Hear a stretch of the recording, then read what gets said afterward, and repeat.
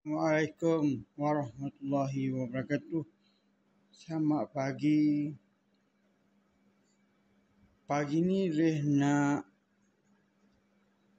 tunjukkan produk Reh, iaitu produk sambal bilis garing yang sedang viral.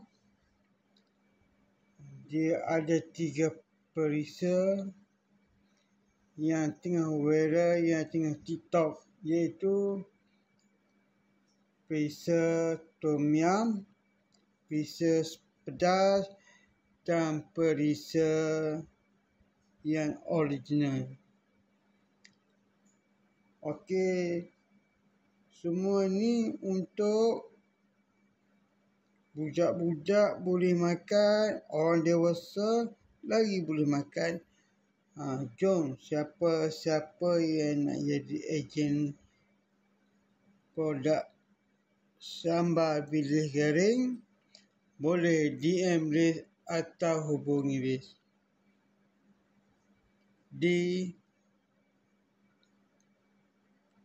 018-329-1839.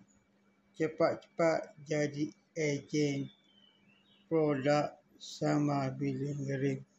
Assalamualaikum.